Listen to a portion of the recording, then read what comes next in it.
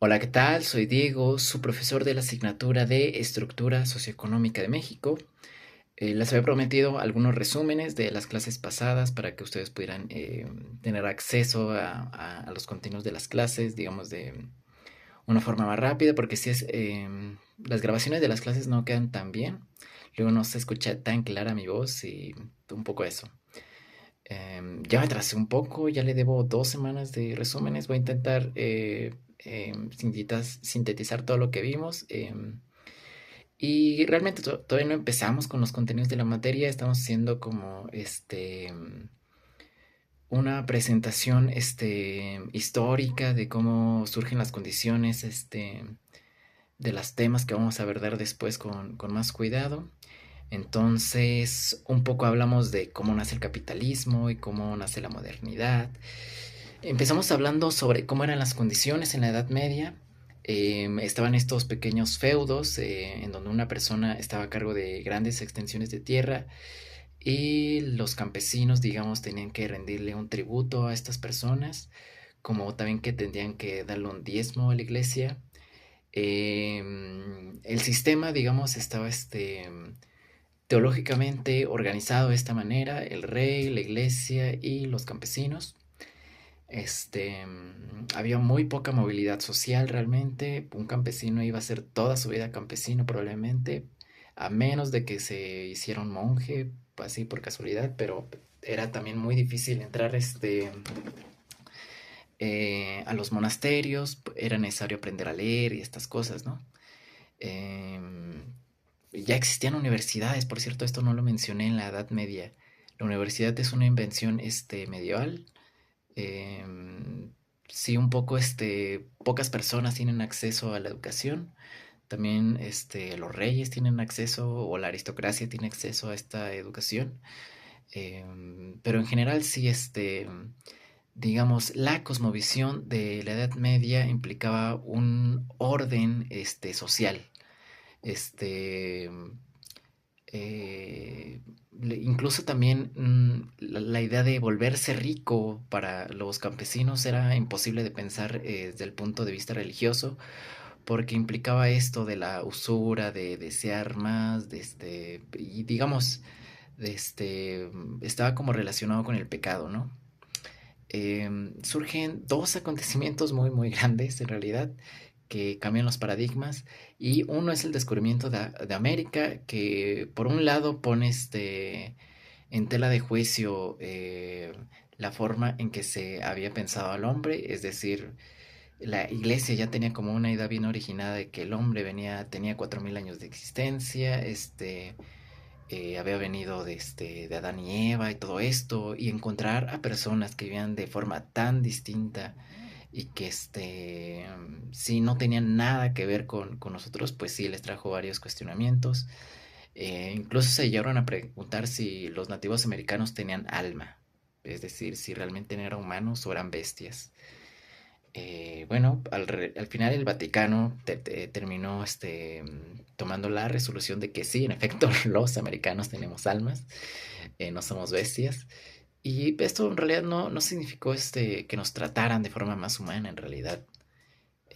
Pero bueno, esto también en términos económicos implicó que los países que crearon sus colonias se enriquecieran mucho, que tuvieran muchos materiales, y surgieron líneas comerciales muy extensas, muy, muy grandes en todo el mundo, casi a nivel planetario.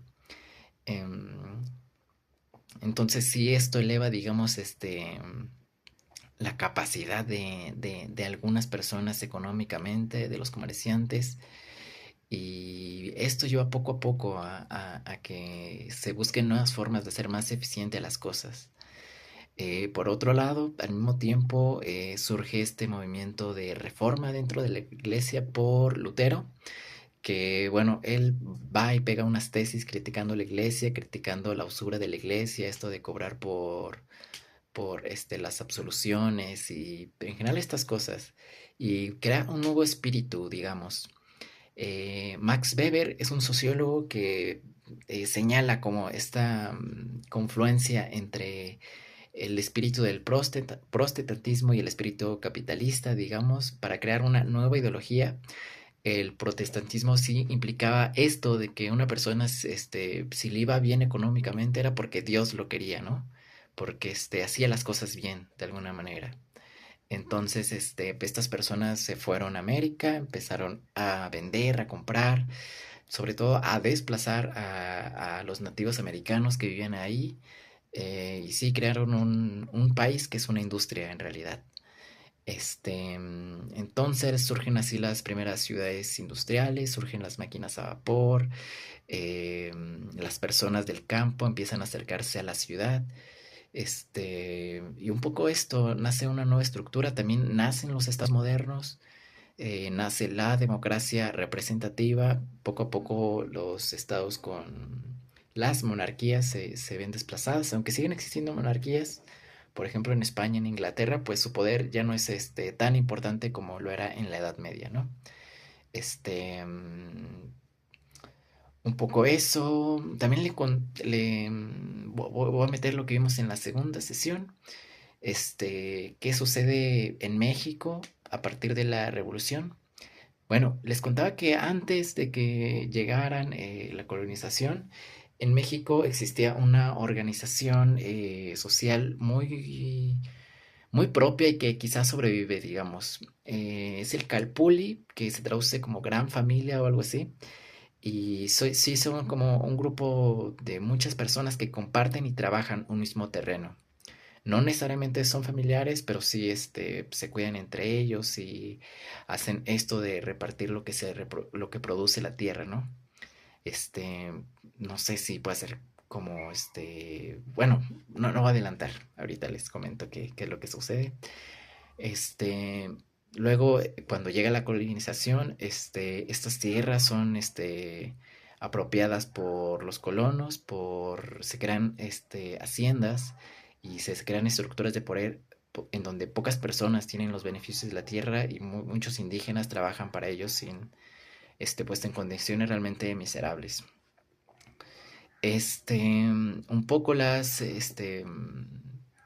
bueno, las condiciones que hicieron posible la revolución fue este descontento por parte de gran parte de la población indígena, pero sobre todo por la pequeña burguesía que, digamos, incentivó económicamente la revolución. Fueron ellos los que compraron las armas, los que compraron los caballos, los que hacían posible estas grandes movilizaciones de personas, ¿no? Recordemos Porfirio Díaz, lleva mucho tiempo en el poder, tenía un gran proyecto de modernizar México, él introduce el ferrocarril y todas estas tecnologías, también introduce el cine y de hecho Porfirio es la primera persona en México que es representada en el cine, lo cual es muy impresionante ver estas imágenes, pero voy a ver si se las pongo en YouTube. Este, mm, un poco esto, hay un gran descontento social por la pequeña burguesía, por los campesinos y por los pueblos indígenas, sobre las condiciones en las que viven. Entonces se crea este movimiento de revolución que empieza en 1911, no, empieza en 1910 y termina en 1911. Realmente es rápido el proceso de revolución, o al menos de sacar a Porfirio del poder. Él se va a Francia y ahí vive y ya tranquilo. Sin embargo, luego surge un proceso muy confuso para la historia que digamos, ha sido mistificado por la historia oficial. Sin embargo, es un proceso muy doloroso, muy conflictivo y en donde todos se pelean con todos. Voy a ver si aquí tengo mis apuntes de esa clase. Les comentaba que sí, llega primero Francisco Neumbarra como presidente interino en 1911, luego llega Madero. Eh, con Madero empiezan otros conflictos internos, que es el plan de Ayala por parte del zapatismo y el plan de la empacadora por parte del orquismo. Y pues sí es como esta desilusión por parte de la clase campesina, de que no se repartieron las tierras, que sí fue como uno de los grandes motivos de lucha por lo que la clase campesina participó en este momento. Este, luego sospechaba Madero que lo iban a asesinar, entonces renuncia a la presidencia y deja a Pedro Lascuarín, que solamente dura 20, no, 45 minutos como presidente, porque terminan matando a Madero por Pino Suárez, y Pino Suárez termina siendo matado por Victoriano Huerta. Entonces, sí, Pedro Lascuarín solamente firma para ser presidente interino y luego le da el poder a Victoriano Huerta. Victoriano Huerta es dibujado muchas veces como el gran villano de la revolución. Este, sí, realmente era una persona complicada. Él era de la etnia Huichol. Él era eh, ¿cómo se dice? Un militar realmente. Y se le criticaba mucho de que era una persona muy ruda, sin modales. Siempre decían que estaba como eh, ensuciado de mole y que olía a marihuana y bueno, también le dedican la canción de La Cucaracha para que se lo imaginen. Entonces él termina solamente siendo presidente un año, de 1913 a 1914. Luego su puesto es ocupado por Francisco Carvajal. Y de aquí surgen dos gobiernos independientes. Por un lado el gobierno convencionalista y por otro lado el gobierno constitucionalista. Eh, Quizá el más importante realmente es el constitucionalista, donde se escribió justamente la Constitución por Venustiano Carranza en 1914. Pero del lado del gobierno convencionalista, que estuvieron ahí moviéndose de un lado al otro, poniendo la capital de un lado y así.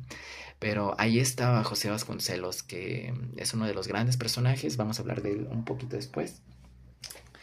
Luego de Venustiano Carranza llega Alfonso de la Huerta. No recuerdo si les comenté algo importante sobre él, creo que no.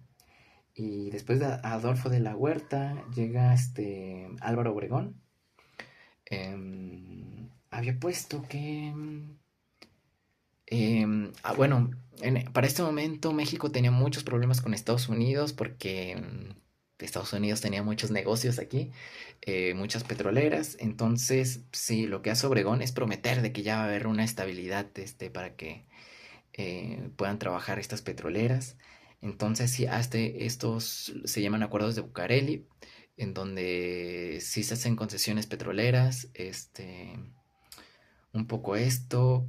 Obregón terminó su periodo de 1920 a 1924. Sin embargo, él quería reelegirse y cambia la constitución para que se pueda reelegir. Este, Después de, bueno, al menos no consecutivamente, tiene que esperar otros 4 años después del siguiente presidente. Entonces luego sigue Plutarco Elías Calles.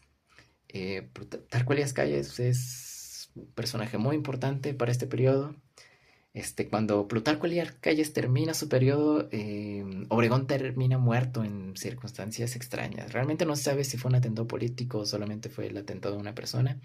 Les comentaba esto de que él fue asesinado en un restaurante. Una persona se le acercó con un dibujo, le dijo, ¿te puedo enseñar este dibujo? Se lo enseña y le dispara por la espalda.